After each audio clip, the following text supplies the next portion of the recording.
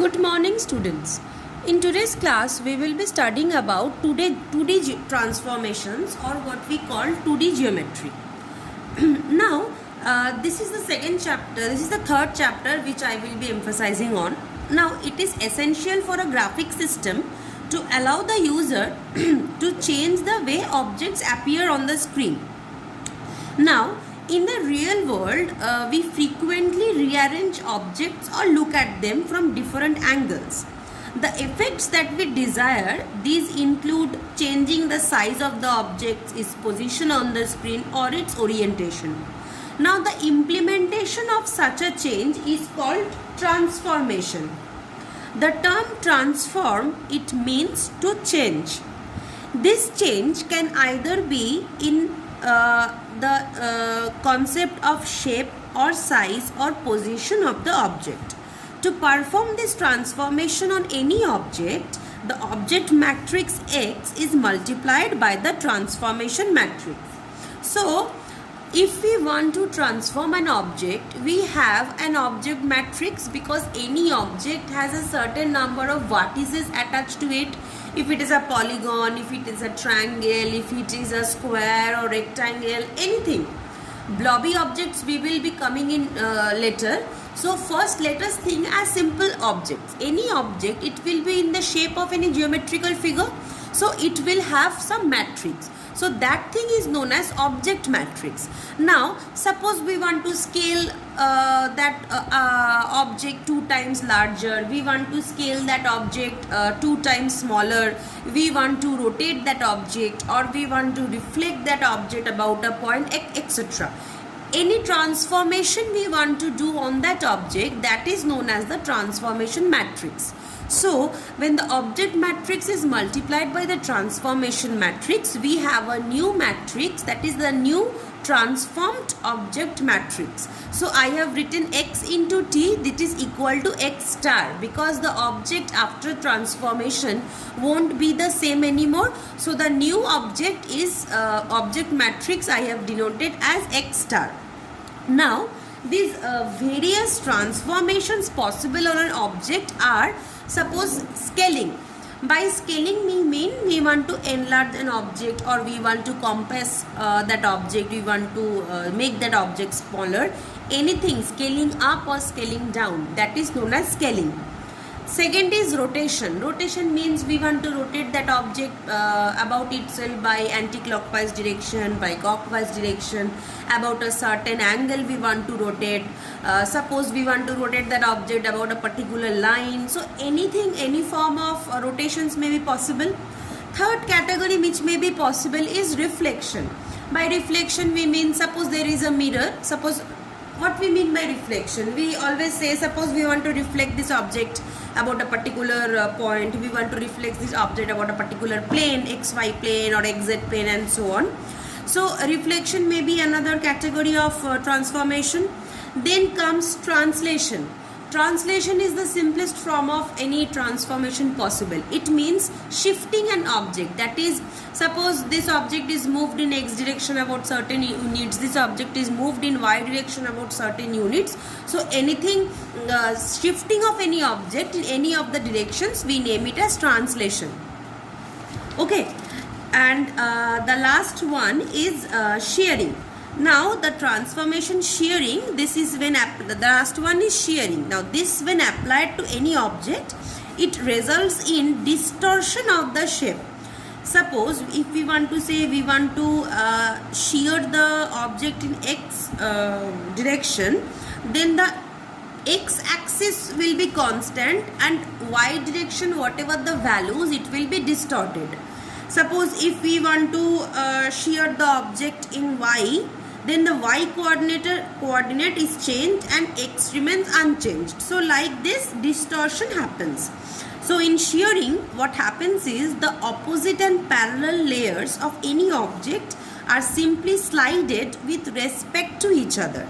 Okay, so these are the 5 basic forms of transformations which we will be studying. Now one thing is there, since we will be studying 2D transformations, So we will be emphasizing on objects on 2D planes, that is XY planes. So whatever the points of the corners or the vertices of the objects will be there, it will only consist of 2 points X and Y, because and on the plane, whatever plane we are emphasizing on, it can be XY plane or it will be only in XY planes, because it is 2D geometry, 2D transformations. Now, each of these 5 transformations, which types of transformations which I have talked about, each of the above transformation is carried out by using a different transformation matrix. Now, the fundamental objective of a 2D transformation is to simulate the movement and manipulation of objects in the plane. Now, points and lines which join them along with appropriate drawing algorithm are used to represent the objects. Now, the ability to transform these points and lines is achieved by these all transformations, that is translation, rotating, scaling and reflection. Now, 2 points of views are there. 2 points of views are used for describing the object movement. Okay, these 2 categories of view of objects are geometric transformation and coordinate transformation. By geometric transformation, we mean that the object itself is moved relative to a stationary coordinate system or background. And by coordinate transformation, we mean that the object is held stationary while the coordinate system is moved relative to the object. So by name also we can say that geometric transformation means that the object will be moved relative to a coordinate system, that is the coordinate system will be fixed, and in coordinate transformation the object is fixed and the coordinate system will be moved relative to the object matrix.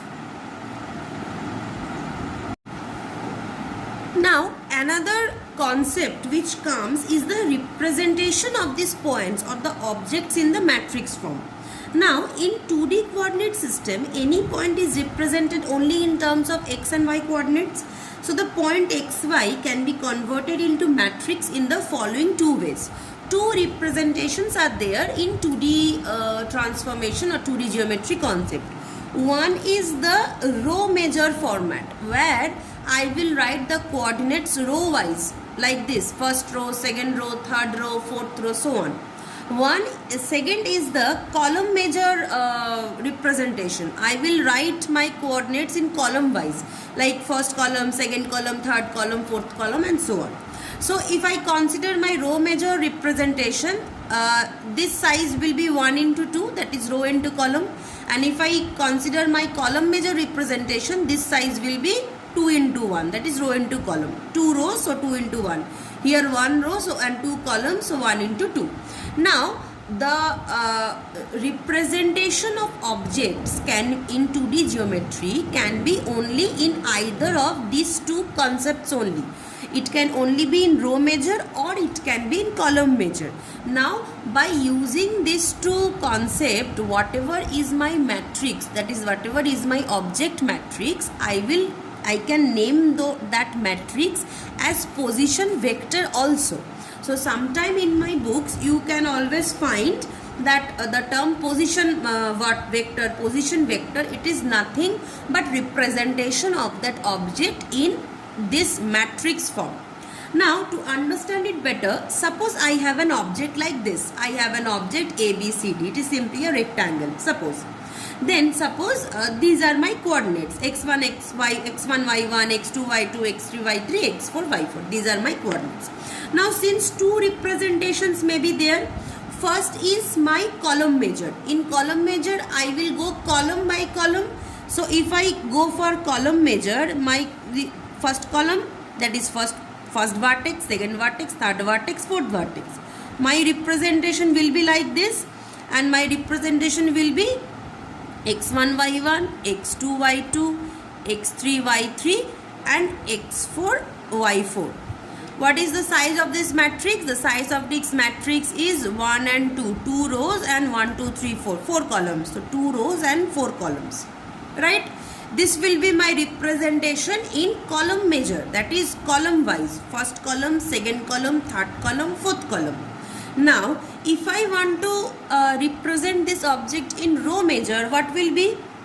A, B, C and D, row wise, and the position vector will be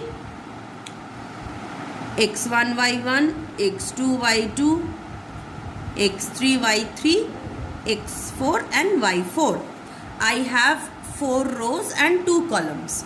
So this will be my position vector in row measure form, that is row by row, and this will be my position vector in column measure form, that is column by column. So any object we are given, a triangle, a polygon, a rectangle, a square, any object we are given, we can either operate in two ways. Either we can represent the object in column measure form, or we can represent the object in row measure form. But in depending on, since when here if we notice that whenever we have an object matrix, we need to multiply that matrix with the transformation matrix. Now for multiplication of any two matrices, we know that when we have two matrices, the column of matrix number 1 and row of matrix number 2, these two should be similar, right? It should have the same value, otherwise matrix multiplication is not possible. This rule we know. So for carrying out any transformation matrix, we need to multiply this our position vector with the new transformation matrix. So in order to carry out that multiplication, we first need to check whether we will be considering that object in row measure or column measure. If we see that if we consider that object in column measure, the multiplication is not possible, then we will have to transform that object in row measure. And if we see that if we are using row measure, multiplication is not possible, so we will have to transform the object in column measure. So whatever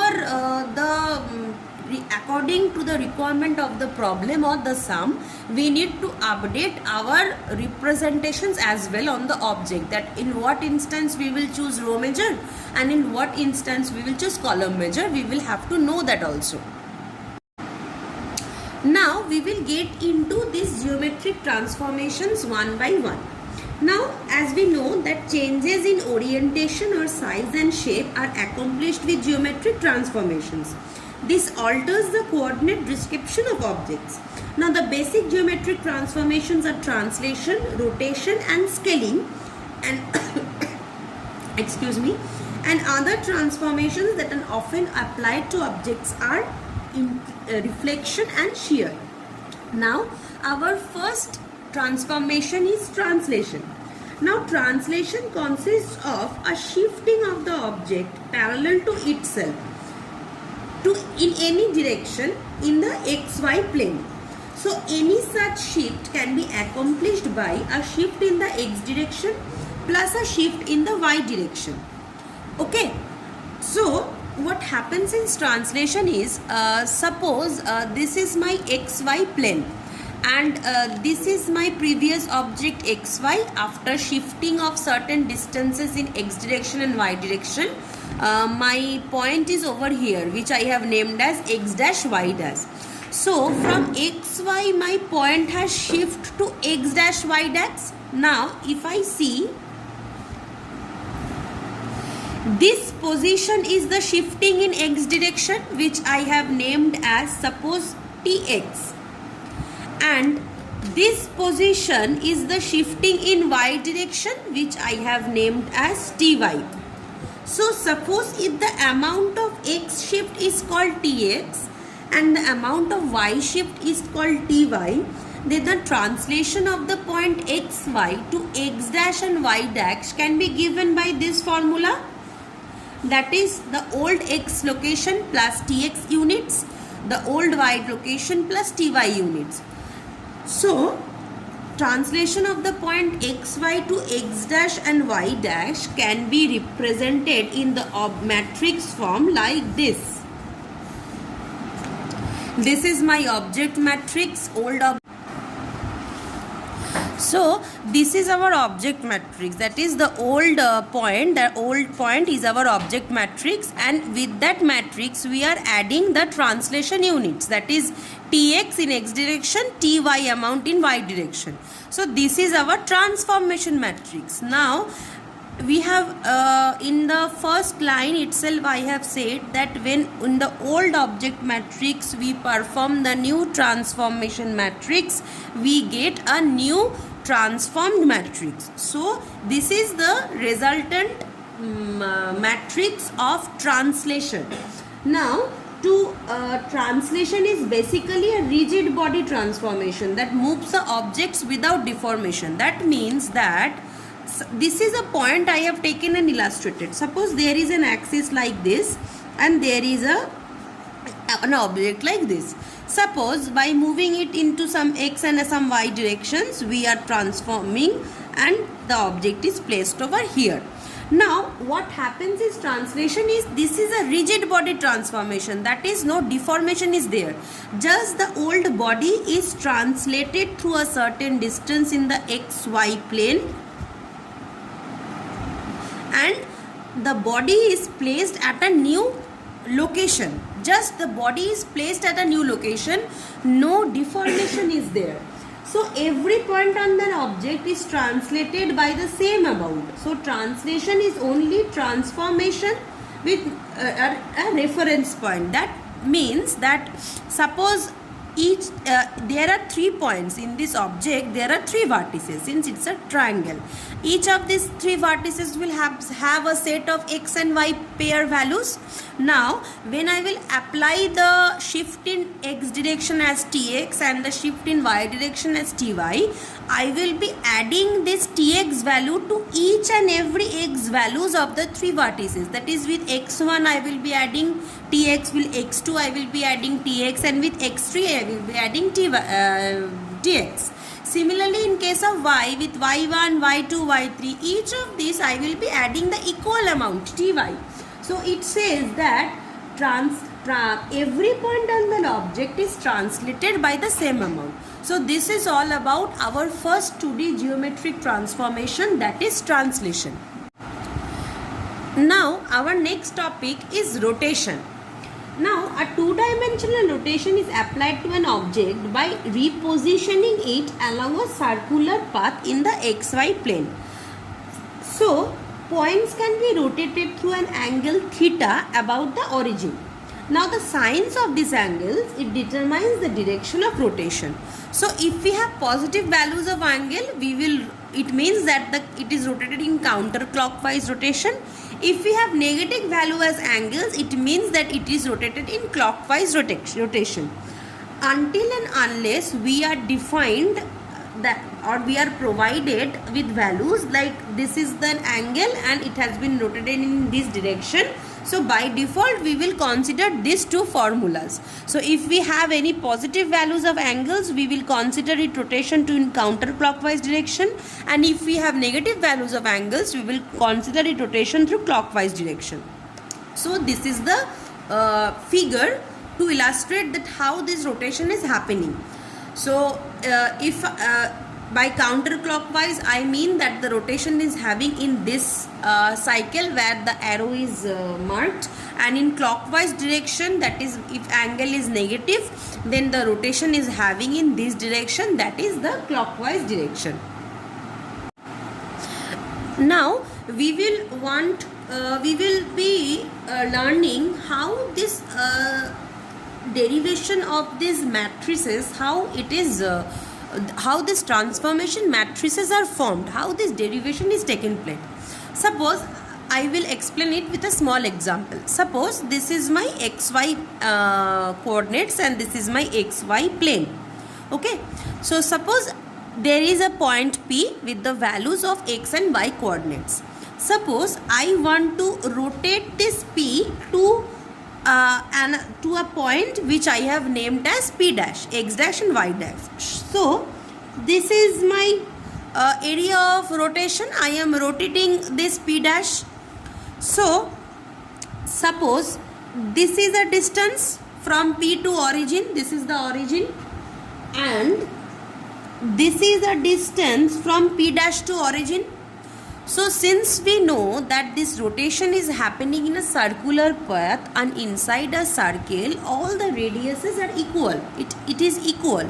So if I consider this to be a rotation in circular path from the point P to the new point P dash, so this distance will be of value r. Likewise, this distance will also be of the value r. And suppose that this P is rotated through an angle theta to P dash. So this P is rotated through an angle theta to P dash.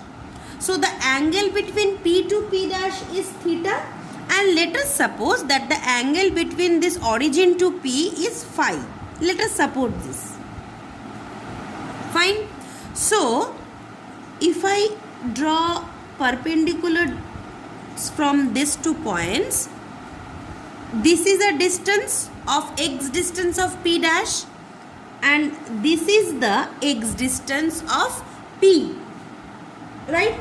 So this is the x dash distance and this is the x distance. From 0 to this is the x distance, since it is of the coordinate x. From 0 to this is the x dash distance, since this is of coordinate x dash.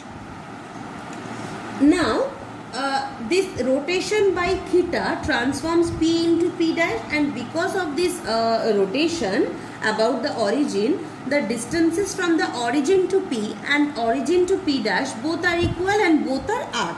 This part is clear.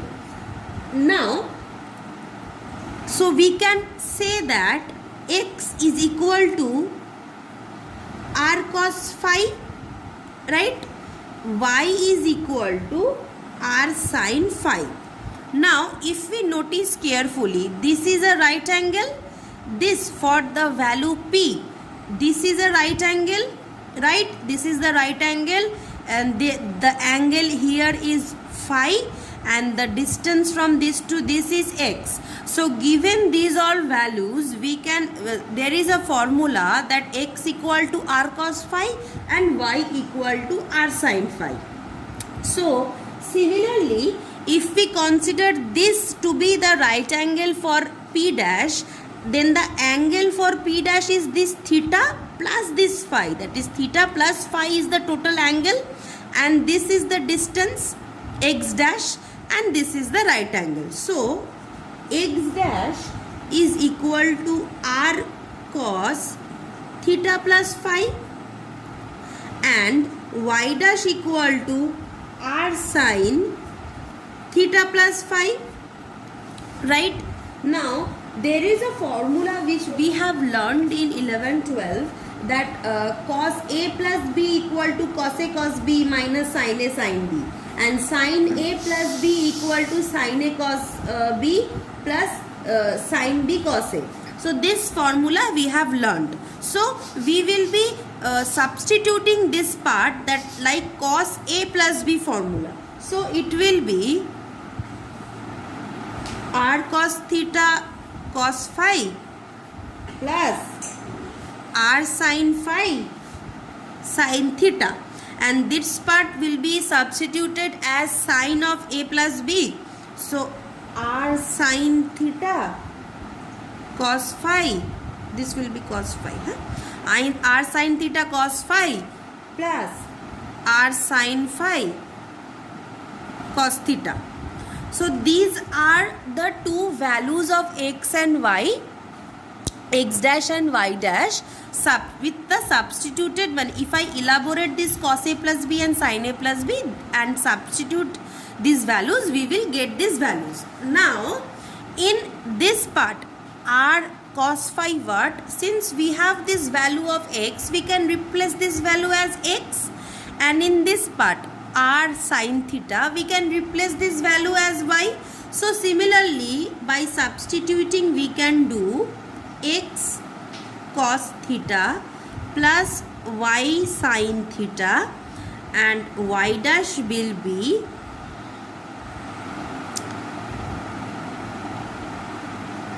x sin theta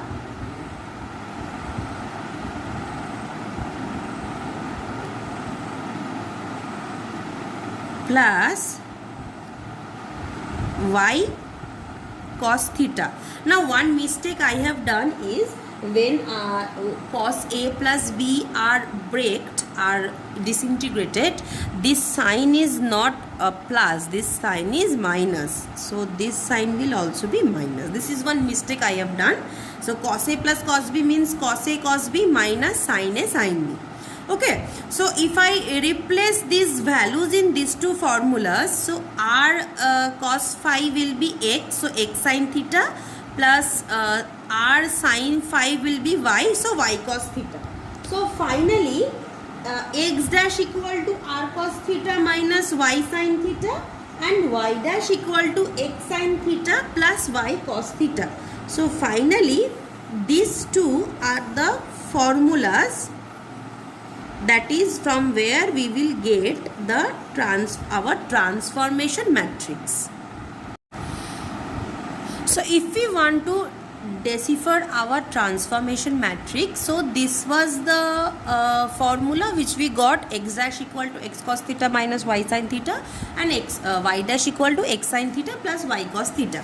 So the transformation matrix will be, suppose in row measure form. In row measure form, this is my x and this is my y. So in x part this was cos theta and minus sin theta. So cos theta and minus sin theta. In y part there was sin theta and cos theta. So there was sin theta and cos theta. Fine. So this is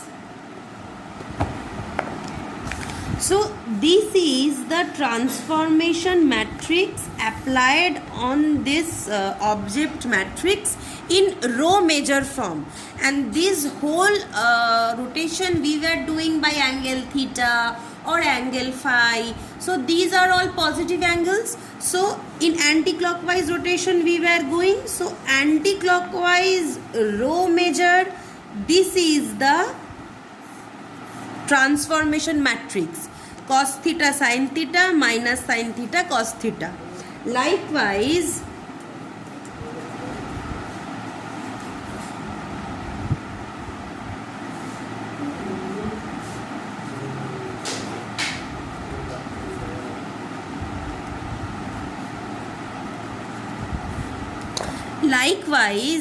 in column measure form, this is the transformation matrix. This has been transformed. See, cos theta minus sin theta and cos theta.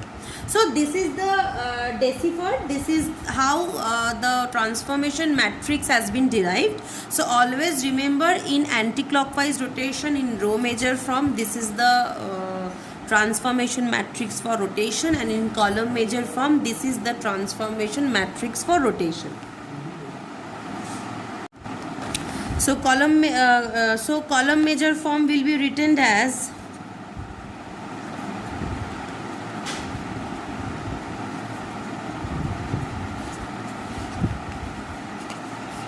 right. So always remember, when you apply this rotation matrix in row measure, the object matrix should be in row measure form only, and when you apply this rotation matrix in column measure, the object matrix, that is the position vector, should be in column measure form only. These two things can't be different. Suppose you are using row here and you are using column here, or you are using row here, you are using column here. These two jumble cannot be done. So whatever will be your row measure form, and whatever will be your direction of rotation, that is, if it has positive values of angle, it will be anti-clockwise, and if it has negative values of angles, it will be clockwise. So depending on that, your position vector will have either of these two values, either this set value or this set values. Okay. So when you will be solving the problems of rotations, we will be using these two transformation matrix depending on the angle value of the angle provided, and depending on whether counter or counterclockwise direction, and also whether the matrix, that is the position vector, is of row measure or column measure form. So this is all about the concept of rotation.